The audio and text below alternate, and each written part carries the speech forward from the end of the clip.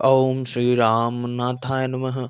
अब देखो, हम लोगों ने ना जहाँ तक ऑडियो देखा, मतलब हम लोगों ने सबसे पहले हिस्ट्री में अपना पढ़ा क्या।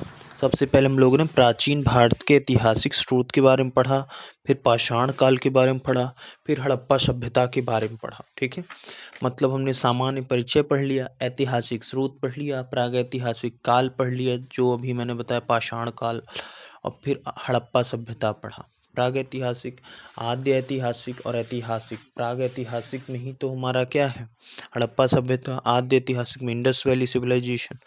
ठीक है, तो अब हम लोग यही मतलब आपका हिस्ट्री का जनरली परिचय, मतलब कहाँ से क्या मिला है, मतलब ऐतिहासिक स्रोत और सामान्य परिचय, हिस्ट्री क्या है, ये सब जो हम लोगों ने पढ़ा है, उसके अब अपन लोग क्या करेंगे कि क्वेश्चन करेंगे, जो कि मतलब ऐसा है कि आपने जैसे वो थ्योरी पढ़े, अब ये क्वेश्चंस में मान लो कोई टॉपिक छूट गया हो तो क्वेश्चन में सबमिट हो जाएगा। तो आप कुछ थ्योरी पढ़े, अब इस क्वेश्चन को देख लेंगे तो आपका बहुत बेनिफिट होगा। ठीक है, तो सबसे पहले हम लोग देखेंगे कि हमारी हिस्ट्री का जनरल परिचय, मतलब सामान्य परिचय। इतिहास के तहत अध्ययन क्या किया जाता है, अतीत का। ठीक है, प्रथम यूनानी इतिहासकार कौन था, हेरोडोटस।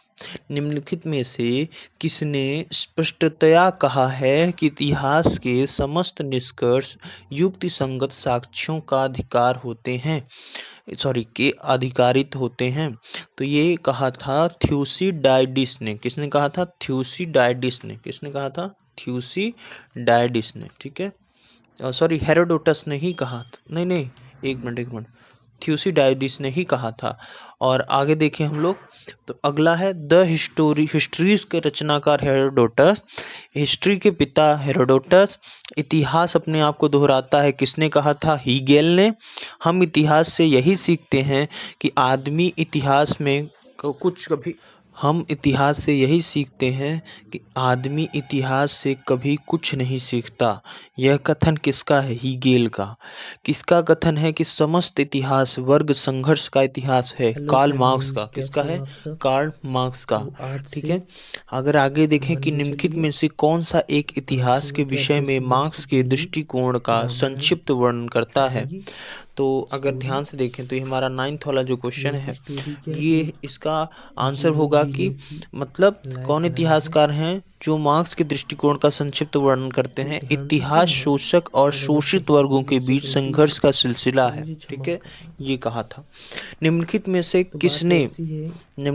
किसने द्वंद्वात्मक भौतिकवाद के सिद्धांत का प्रतिपादन किया था, द्वंद्वात्मक। ठीक है, तो ये किया था मार्क्स ने। रामायण लिखा था, ये किया था मार्क्स ने। किसने किया था, मार्क्स ने। पहले। कार्ल मार्क्स ने वर्ग संघर्ष की प्रक्रिया को रामायण निम्नलिखित में से किस सिद्धांत की मदद से समझाया है, द्वंद्वात्मक भौतिकवाद।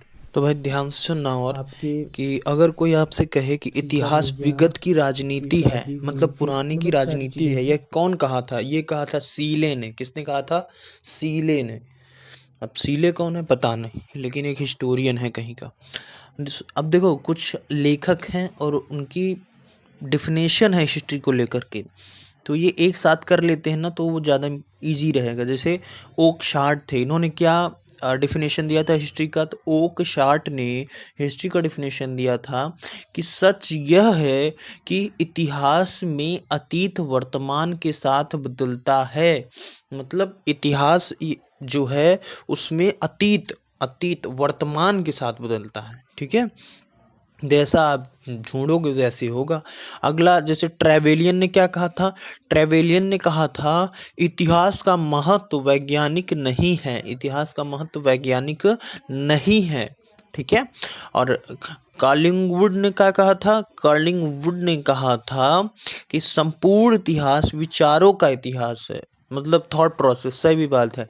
ब्यूरी ने क्या कहा था, ब्यूरी ने कहा था कि इतिहास स्वतः मात्र एक विज्ञान है, इसमें कम नहीं और इससे अधिक नहीं, मतलब एक ज़्यादा नहीं ना कम। देखते हैं हम लोग आगे क्या है, आगे कह रहा हूँ, आगे क्या है। किस इतिहास दर्शनार्थी ने कहा था कि समस्त इतिहास समकालीन इतिहास है। समस्त इतिहास समकालीन इतिहास है, ये कहा था बेनेडिटो क्रोचे। किन्होंने कहा था? Benedetto Croce. इतिहास वर्तमान एवं अतीत के बीच अंतहीन वार्ता है, ये कहा था E.H. कार ने। तिथियों के साथ प्रयुक्त होने वाला बिफोर क्राइस्ट किसका संक्षिप्ताक्षर है? Before Christ. अब तिथियों के साथ एडी एनो डोमिनी को कहते हैं। 50 ईसा पूर्व क्या होता है? वर्ष 150 ईसा पूर्व के बाद आता है। मतलब अगर कोई कहे वर्ष 50 ईसा पूर्व, इसका मतलब ये हुआ कि वर्ष जो है वो 150 ईसा पूर्व के बाद आता है। ठीक है, तो भाई एक ही जगह है, ये सिंपल भी बना देगा। अगर कोई कहे कि विक्रम संवत्सर कितना होता है टाइम, तो याद रख लो विक्रम संवत विक्रमादित्य मतलब बहुत पुराना, तो 58 ईसा पूर्व। ठीक है, पुराना। और शक संवत तो शक राजा बाद में आए थे, मतलब मेडिवल में, तो 58 नहीं 78 ईस्वी। और गुप्त संवत्सर कोई कहे तो 320 ईस्वी, गुप्त एम्पायर तो बाद में आया था। और कली संवत्सर कोई कहे तो 3102 ईसा पूर्व, 3102 ईसा पूर्व। ठीक है, अब हम लोग आगे देखते हैं। ठीक है, तो आगे क्या है ध्यान से सुनना। विक्रम संवत्सर 58 ईसा पूर्व, शक संवत्सर आपका 78। किसने शुरू किया था? कनिष्क ने। नेशनल कैलेंडर किस संवत पर है? शक संवत पर। ठीक है, हमारा नेशनल कैलेंडर किस पर है? शक संवत। शक संवत क्या था? शक संवत बाद में आया था मतलब 78 ईस्वी। ठीक है, अब भारत का राशि हो गया। गुप्त संवत 309 से 320 ईस्वी को प्रारंभ करने का श्रेय किसे दिया जाता है? चंद्रगुप्त प्रथम को। ठीक है, चंद्रगुप्त प्रथम ने गुप्त संवत का प्रारंभ किस उपलक्ष्य में किया? अपने राज्यारोहण के स्मारक में, जब वो मालवा को जीता था।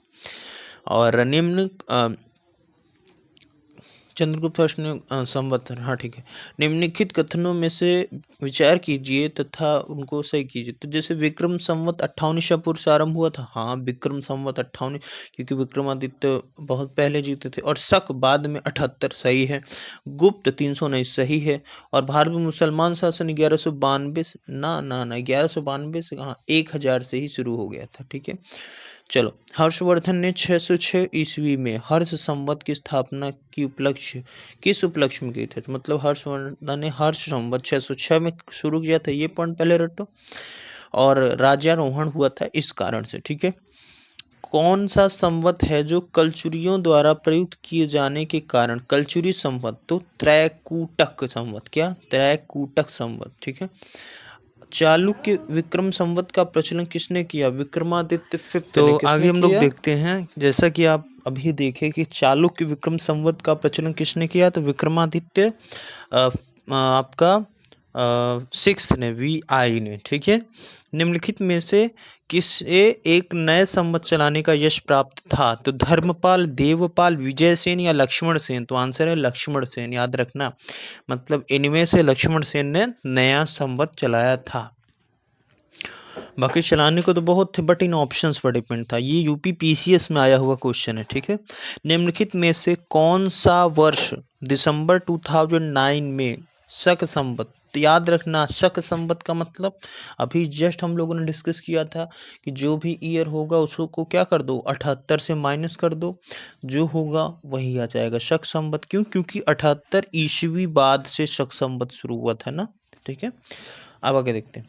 आगे क्या है? विक्रम संवत 2070 को ईस्वी संवत, तो विक्रम संवत है 2070, विक्रम पीछे था, मतलब एक तरह से क्या है, वो पूरा 2070 दिया है और हमें इसमें ले आना है।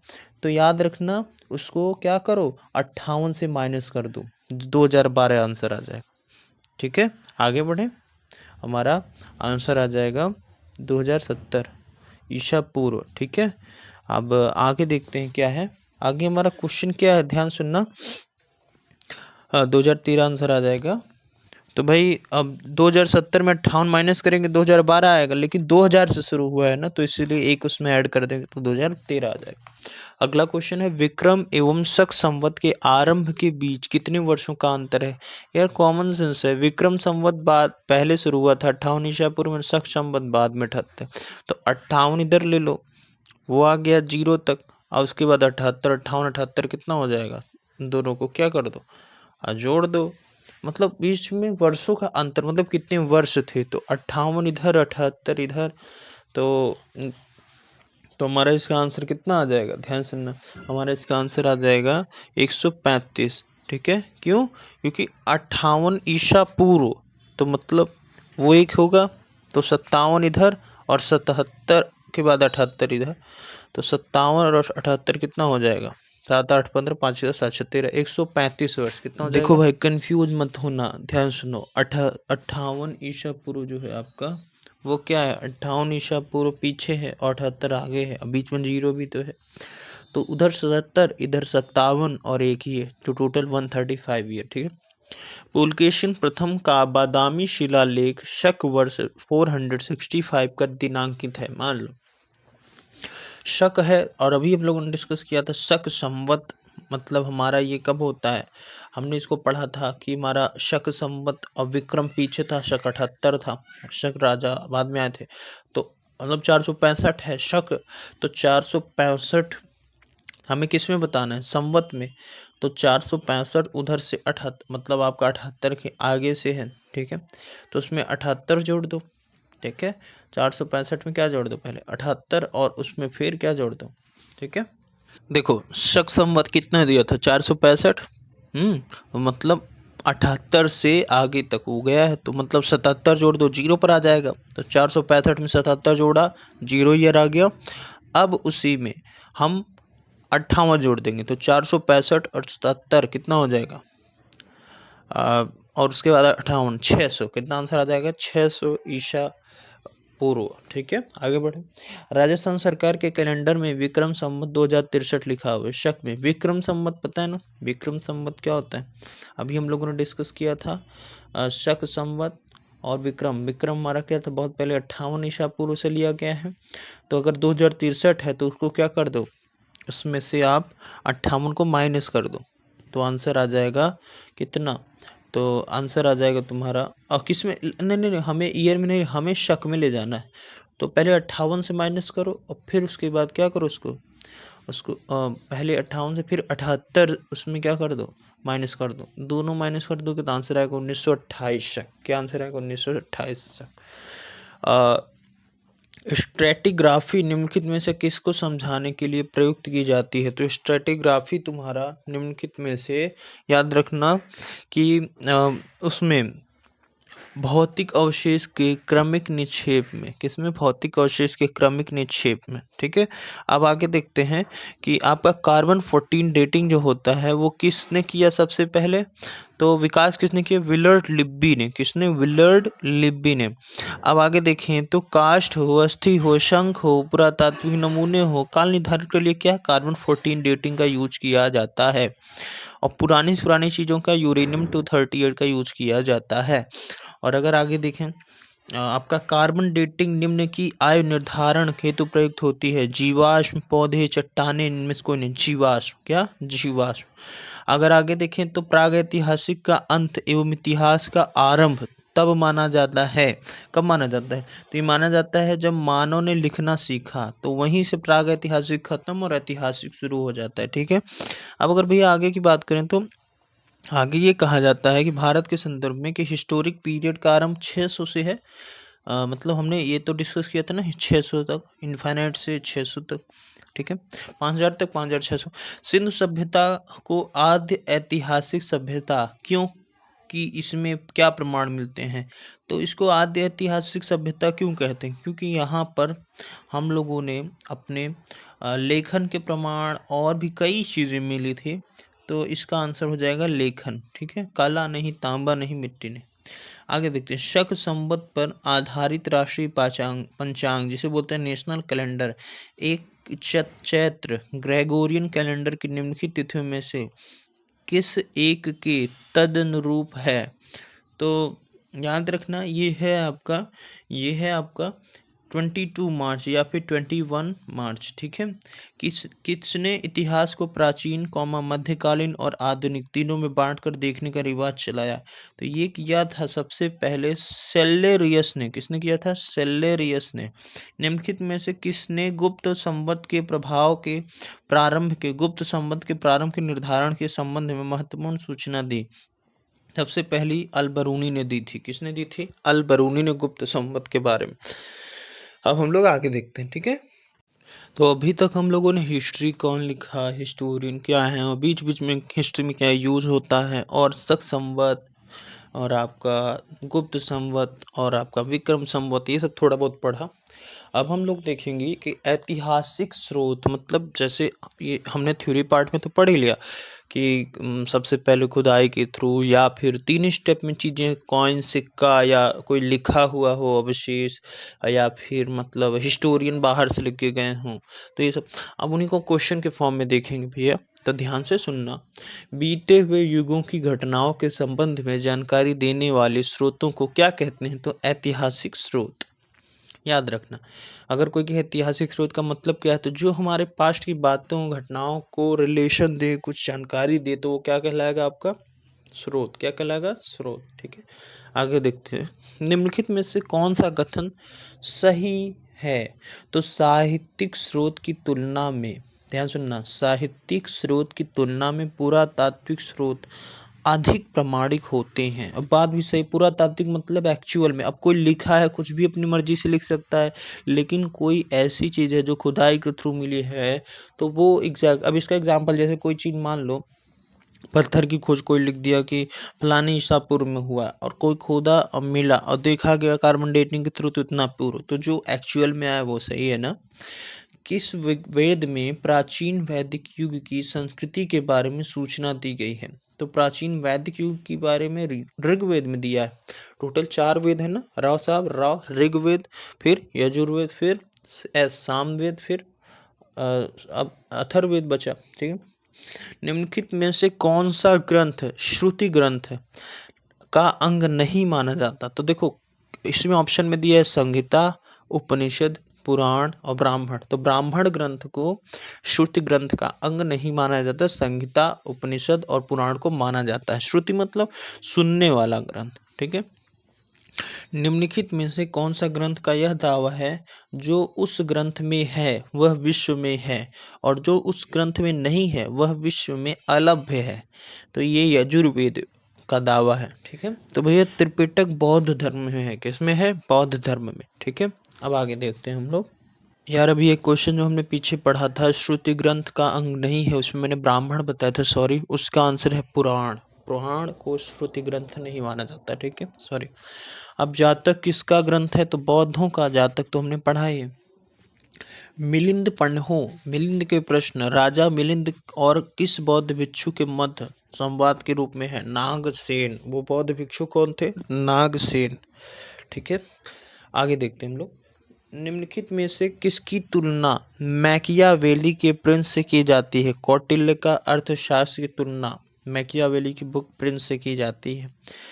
कौटिल्य के अर्थशास्त्र में किस पहलू पर प्रकाश है? राजनीतिक, ठीक है। और कलहण की पुस्तक का नाम क्या है? राजतरंगिणी।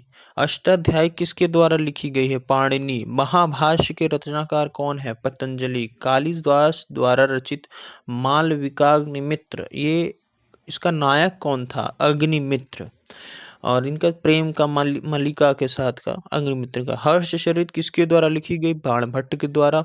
विक्रमा अंकचरित के रचनाकार कौन है? बिल्हण। चंद्रबरदाई द्वारा रचित ग्रंथ कौन है? पृथ्वीराज रासो। निम्नलिखित में से सिकंदर के साथ भारत आने वाला इतिहासकार नहीं था? कौन नहीं था?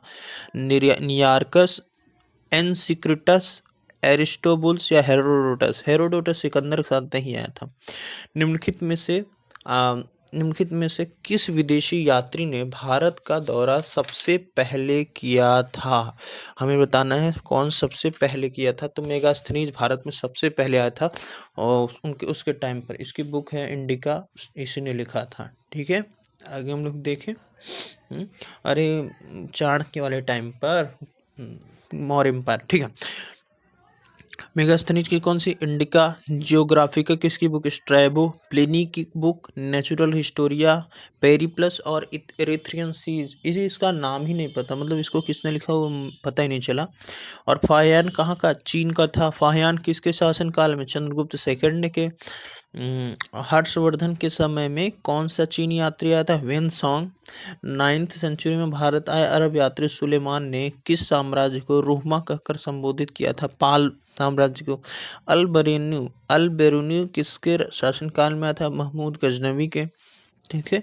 यात्री इब्न बतूता मोरक्को से आया था। दक्षिण यात्री इब्न बतूता किसके शासनकाल में? मोहम्मद बिन तुगलक के शासनकाल में आया था। ठीक है। भारत के इब्न बतूता जो आया था वो किसके शासनकाल में आया था? तो वो आया था तुम्हारा मोहम्मद बिन तुगलक के शासनकाल में, इसीलिए इसको बना दिया था उसने, तुगलक ने, मोहम्मद बिन तुगलक ने, बलबन ने, मतलब बलबन कहाँ, मोहम्मद बिन तुगलक ने इसको काजी बना दिया था। फारस के सुल्तान मिर्जा शाहरुख के राजदूत अब्दुल रजाक 1443 से 1444 ईस्वी ने किस विजयनगर सम्राट के शासन काल में विजयनगर की यात्रा की? देवराय सेकंड के। ठीक है। किसके? देवराय सेकंड के। अब हम लोग आगे देखते हैं। ठीक है।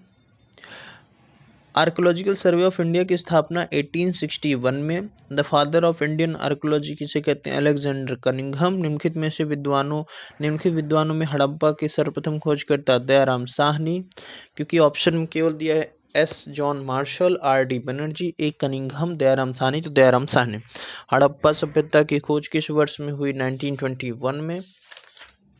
उसके बाद अगर देखें, सिंधु घाटी सभ्यता की खोज निकालने में जिन दो भारतीयों का नाम जुड़ा है, दयाराम साहनी और राखलदास बनर्जी। हड़प्पा एवं मोहनजोदड़ो की पुरातात्विक खुदाई के प्रभारी थे सर जॉन मार्शल। और न्यूमिस्मेटिक क्या है? सिक्काओं का अध्ययन। एशिया माइनर स्थित बोगाज कोई का महत्व इसलिए है कि वहाँ से जो अभिलेख प्राप्त हुए उनमें 4 वैदिक देवताओं इंद्र, वरुण, मित्र व नासत्य का उल्लेख मिलता है। अशोक के शिलालेखों को पढ़ने वाला प्रथम अंग्रेज जेम्स प्रिंसेप था। कौन था? जेम्स प्रिंसेप, जिसने पहली बार अशोक के शिलालेखों को पढ़ा था। अशोक के अधिकांश अभिलेख किस भाषा में थे? प्राकृतिक व ब्राह्मी। वहाँ से अशोक के द्विभाषाई ग्रीक एवं अरमाइक अभिलेख प्राप्त हुए। कहाँ से? कंधार से, शरेकुना में से। अशोक ने के मनसेहरा मतलब पाकिस्तान एवं शहबाजगढ़ी मतलब पाकिस्तान से प्राप्त शिलालेखों में किस लिपि का प्रयोग किया गया? खरोष्ठी का। प्राचीन भारत में कौन सी एक लिपि दाएं से बाईं और लिखी जाती? खरोष्ठी। हेलियोडोरस का बेसनगर अभिलेख संदर्भित है केवल वासुदेव से। कौन सा अभिलेख कलिंग नरेश खारवेल से संबंधित है? वो है आपका। अब हम लोगों ने आगे देखना है, तो आगे क्या है कि कौन सा अभिलेख कलिंग नरेश खारवेल से संबंधित है? हाथी गुम्फा। जूनागढ़, नानागढ़, नासिक नहीं, केवल हाथी गुम्फा। सबसे पहले भारत में विशुद्ध संस्कृत भाषा में लंबा अभिलेख किस राजा द्वारा जारी किया गया? शक क्षत्रप रुद्र दमन द्वारा। काव्य शैली का प्राचीनतम नमूना किसके अभिलेख से मिलता है? रुद्र दमन के। निम्नलिखित में से किस अभिलेख में चंद्रगुप्त मौर्य और अशोक दोनों का उल्लेख किया गया है? महाक्षत्रप रुद्र दमन का जूनागढ़ अभिलेख। ठीक है। यहाँ पर चंद्रगुप्त मौर्य और अशोक दोनों का मिला है क्या? अभिलेख। समुद्रगुप्त की सैनिक उपलब्धियों का वर्णन किस अभिलेख में है? तो प्रयाग के। ठीक है। प्रयाग प्रशस्ति अभिलेख का लेखक हरिसेन किस शासक का दरबारी कवि था? समुद्रगुप्त का। हरिसेन, हाँ ठीक है। मेहरौली जो कि दिल्ली स्थित लौह स्तंभ का निर्माण किस सदी में हुआ? 4th सदी में। और दिल्ली के मेहरौली के कुव्वत उल इस्लाम मस्जिद के प्रांगण में स्थित प्रसिद्ध लौह स्तंभ किसकी स्मृति में है? चंद्र की। सती प्रथा का पहला पुरातात्विक उल्लेख कहाँ मिलता है? ऐरण अभिलेख से। ऐरण अभिलेख का संबंध किस शासक से है? भानुगुप्त से। ऐहोल प्रशस्ति का रचयिता रविकीर्ति किस चालुक्य शासक दरबार कवि थे? पुलकेशिन द्वितीय के ये दरबारी कवि थे। कौन? रविकीर्ति। ठीक है, तो रविकीर्ति किसके थे? ऐहोल प्रशस्ति के रचयिता। ऐहोल प्रशस्ति इनकी बुक थी और ये थे पुलकेशिन सेकंड के। किसके थे? पुलकेशिन सेकंड के। ठीक है, हर्ष और पुलकेशिन सेकंड के मध्य संघर्ष की जानकारी हमें कहाँ से मिलती है? ऐहोल अभिलेख से ही मिलती है। ठीक है, कवि कालिदास के नाम का उल्लेख किस लेख में है? ऐहोल के उत्कीर्ण लेख में। अभिलेखों की ऐतिहासिक प्राकथन के साथ प्रारंभ करने का परंपरा का सूत्रपात किसने किया? इसमें मतलब किसने किया, अगर हमें ये पता करनी है तो इसका आंसर है राजा राजा फर्स्ट। क्या? राज राजा फर्स्ट। कौन किया? राज राजा फर्स्ट। और अगर कहाँ से प्राप्त अभिलेख में महासभा की कार्य प्रणाली के विषय में विस्तृत जानकारी है तो उत्तर मेरूर के। कहाँ? उत्तर मेरूर के। ठीक है, अब आगे देखना, भारत में सिक्कों का प्रचलन कब आरंभ हुआ? 600 ईसा पूर्व में से। भारत में प्राचीनतम मुद्रा क्या है? सिथियन सिक्के, इंडो बैक्ट्रियन सिक्के, पार्थियन सिक्के, आहत सिक्के। तो हम लोगों ने पढ़ा है ना, आहत सिक्का चला था। भारत में सर्वप्रथम स्वर्ण मुद्राएं कौन चढ़ाया? कुषाण, शक, गुप्त, इंडो बैक्ट्रियन। किसने चलाई? तो ये हमें बताना है। तो सबसे पहले जो चलाया था वो इंडो बैक्ट्रियन ने चलाया था। गुप्त, कुषाण, शक तो बाद में। ठीक है, निम्नलिखित में किसने सोने के सर्वाधिक? तो वो हम लोग पढ़ा था ना, कुषाण बहुत ज्यादा चलाया था क्योंकि मिक्सचर चलाता था। ठीक है, कुषाण। ठीक है, आगे बढ़े। आगे देखो, सातवाहनों के समय में मुद्रा सर्वाधिक किस धातु की बनी? शीशे की, कांच की। ठीक है, निम्नलिखित में से किसने बड़े पैमाने पर स्वर्ण मुद्राएं? कुषाण शासकों ने। सोने के सर्वाधिक सिक्के गुप्त काल में। देखो मतलब ध्यान सुनना, बड़े पैमाने पर स्वर्ण मुद्राएं चलाई थी लेकिन सर्वाधिक सिक्के किस काल में जारी हुए थे? तो वो गुप्त काल में। याद रखना इसको, जारी किस काल में सबसे ज्यादा हुए थे? गुप्त काल में। निम्नलिखित में से किस स्थल में रोमन सिक्के मिले हैं? तो अरिकमेडु में। कहाँ पर? अरिकमेडु में। भीमबेटका किसके लिए प्रसिद्ध है? गुफाओं की शैल चित्र, वहां पर भाई साहब पेंटिंग जो हुई है। अब प्राचीन काल में भारत के लोग बर्मा को किस नाम से जानते थे? सुवर्ण भूमि। अंकोरवाट कहाँ स्थित है? कंबोडिया में। कहाँ स्थित है? कंबोडिया में। ठीक है, हाँ, वहाँ पर भोले बाबा का मंदिर है ना। प्लिनी, प्लिनी जो है कि मूल कृति, इनकी एक बुक है नेचुरल हिस्ट्री, किस भाषा में है? लैटिन भाषा में। किस भाषा में है? सॉरी, प्लिनी की बुक जो नेचुरल हिस्ट्री वो इंग्लिश भाषा में। किस भाषा में है? इंग्लिश भाषा में। नहीं यार, लैटिन भाषा में। किस भाषा में? Sorry, Latin. तो आपका प्लिनी की बुक जो नेचुरल हिस्ट्री किस भाषा में है? लैटिन लैंग्वेज में है। चचनामा सिंध की इतिहास है, सिंध का, उसमें पूरा सिंध का इतिहास है, किस भाषा में है? तो अरबी भाषा में है। भारत के सांस्कृतिक इतिहास के संदर्भ में इतिवृत्तों कौमा राजवंशीय इतिहासों तथा वीर गाथाओं को कंठस्थ करना निम्नलिखित में से किसका व्यवसाय है? श्रवण, परिव्राजक, अग्रहारिक या मागध? तो आंसर है मागध। किसका व्यवसाय? मागध। चीनी यात्री सुंग युंग ने भारत यात्रा कब की थी? तो 518 से 522 के बीच में, ईस्वी के बीच में। महाभारत युद्ध के लिए 3101 ईसा पूर्व तिथि का उल्लेख कहाँ मिलता है? तो पुलकेशिन सेकंड के ऐहोल अभिलेख से मिलता है कि महाभारत का युद्ध 3101 ईसा पूर्व में हुआ था। रबातक अभिलेख संबंधित है। रबातक अभिलेख किससे संबंधित है? तो ये आपका कनिष्क से संबंधित है। भारतवर्ष के लिए इंडिया शब्द सबसे पहले हेरोडोटस ने यूज किया था, इंडिका, क्योंकि इसकी बुक है। अब देखो, किसने ब्राह्मी एवं खरोष्ठी लिपियों का उद्भिद किया? जेम्स प्रिंसेप ने। अभी हमने पढ़ा था ना सबसे पहले, इसी ने तो ब्राह्मी लिपि नेचुरल में लिखा था ना, प्राकृतिक और ब्राह्मी। आगे देखते हैं, निम्नलिखित में से प्राचीन भारत की कौन सी लिपि दाहिने से बाएं? तो खरोष्ठी। ये भी अभी डिस्कस किए थे। तो आगे देखते हैं हम लोग। तो देखो यार, अभी तक हम लोगों ने एक पार्ट पढ़ा। क्या हम लोगों ने ये पढ़ा कि हमारा जो इतिहास है, जो हिस्ट्री है, वो उसका सामान्य परिचय, जिसमें हमने पढ़ा कौन हिस्टोरियन ने क्या कहा। फिर उसके बाद हमने क्या पढ़ा? फिर उसके बाद हमने पढ़ा कि हमारा ऐतिहासिक स्रोत क्या था, कौन बुक, कौन लिखा, कहाँ पर अभिलेख है, उसके कुछ क्वेश्चन हम लोगों ने पढ़ा। अब अपन लोग पढ़ेंगे कि जो हमारा प्राग ऐतिहासिक काल था जिसमें हम लोग पाषाण काल, पूरा पाषाण काल, मध्य पाषाण काल, उन सब के बारे में पढ़े, तब उसके क्वेश्चन देखेंगे, जो कि कहा जाता है 30,050 ईसा पूर्व से 600 ईसा पूर्व तक। ठीक है, तो देखते हैं 3 लाख ईसा पूर्व से 600 ईसा पूर्व तक। तो देखो अगर कोई कहे आदि मानव की जन्मस्थली, मानव की आदि जन्मस्थली कहाँ मानी जाती है, तो अफ्रीका। ठीक है, निम्नलिखित में से किसे the cattle of human kind, मतलब मानव जाति का पालना, यूरोप महाद्वीप को कहा जाता है। ठीक है, और अगर कोई कहे कि सबसे पहले क्या, फिर उसके बाद हम लोग क्या बने, फिर मतलब एक तरह से मानव के विकास को अगर काल क्रमानुसार, मतलब समय के हिसाब से कोई दर्शाए तो कैसे होगा, तो याद रख लेना, इसको ध्यान सुनना।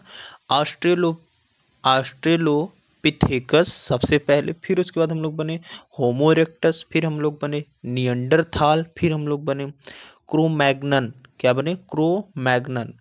अब कोई कहे कि मानव का आदि पूर्वज क्या था, तो ऑस्ट्रेलोपिथेकस, क्या हम लोग था? ऑस्ट्रेलोपिथेकस। ठीक है, क्योंकि उसके बाद ही होमो इरेक्टस बने, और फिर उसके बाद नियंडरथाल, फिर उसके बाद क्रोमैग्नन। ठीक है, निम्नलिखित में से किसे मदर ऑफ मैन, मतलब मानव माता कहा जाता है, तो लूसी को। किसको? लूसी को।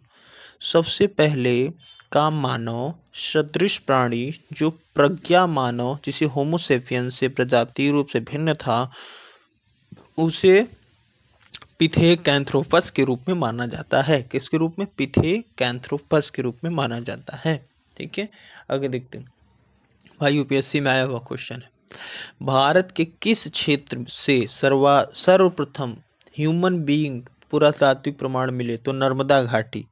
ठीक है, होमो इरेक्टस का एक कपाल निम्न में से किस स्थल से प्राप्त हुआ था, तो नर्मदा घाटी में हथनोरा जगह से कपाल मतलब खोपड़ी मिला था। ठीक है, तो भारत में नर्मदा नदी के घाटी के पास और हथनोरा प्लेस पर कपाल मिला था। निम्नलिखित में से किसे प्राचीनतम द्विपद मानव कहा जाता है, तो पिथेकैंथ्रोपस को प्राचीनतम द्विपद मानव कहा जाता है। निम्नलिखित में से किसे आग की खोज का श्रेय, तो होमो इरेक्टस ने आग की खोज की थी, जो ह्यूमन बीइंग का एक पार्ट है।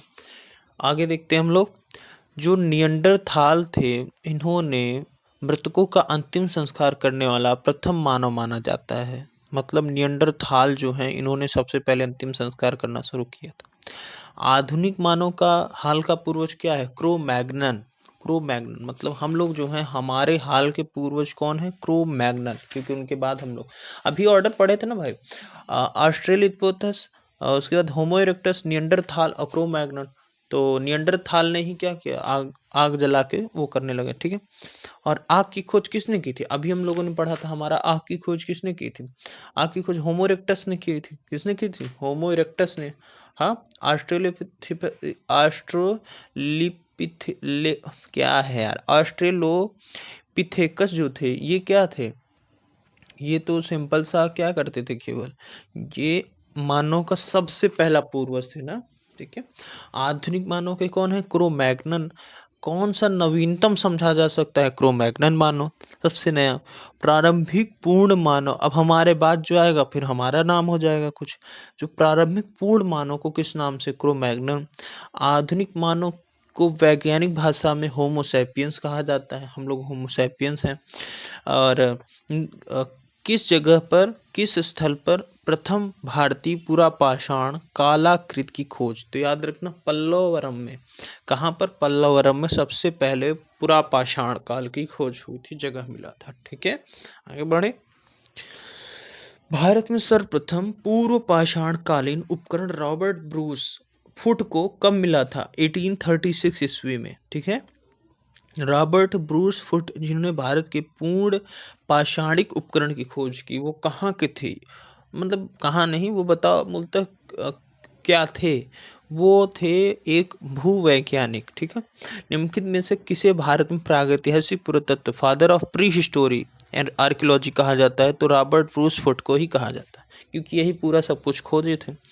याद रखना, ये सब यूपीएससी के क्वेश्चन है, 2008 का, 2009 का है सब। ठीक है, भारत के जो प्राग ऐतिहासिक मानव का प्राचीनतम जीवाश्म है निम्नलिखित में से किस स्थल में मिला है? तो हथनोरा में। कहाँ मिला है?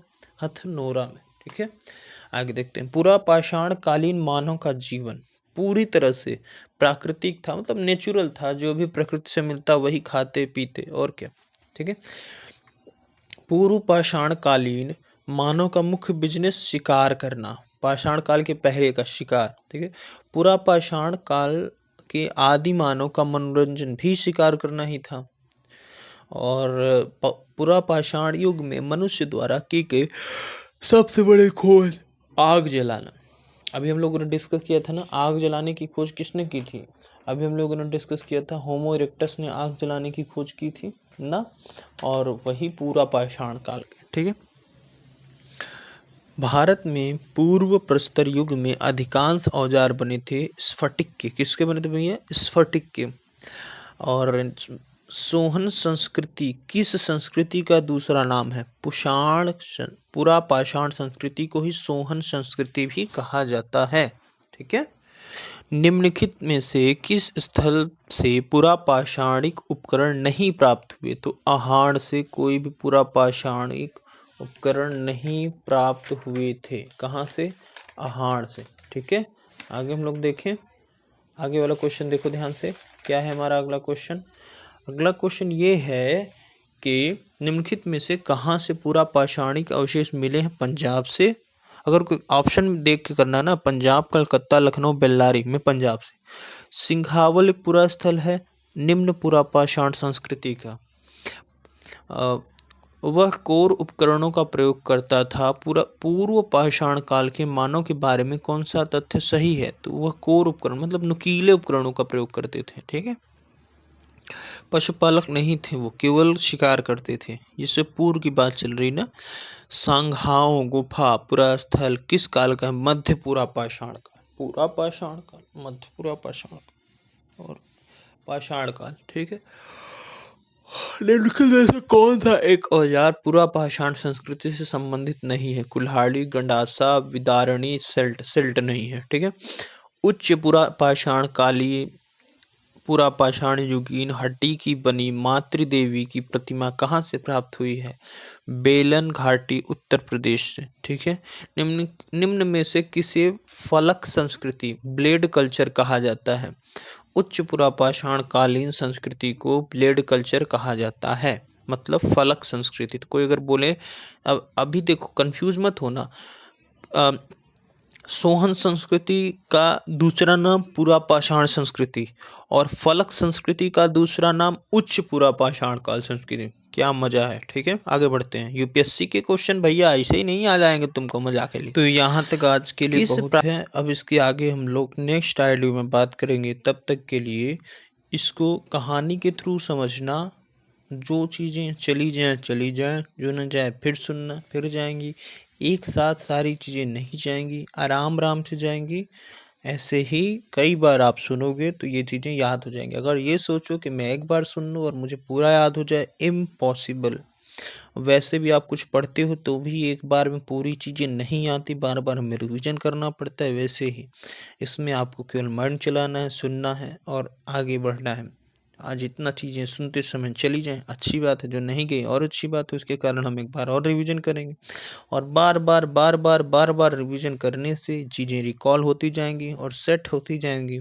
तो मिलते हैं नेक्स्ट ऑडियो में, और तब तक के लिए जय श्री राम, जय श्री राम, जय सीताराम, जय माता दी।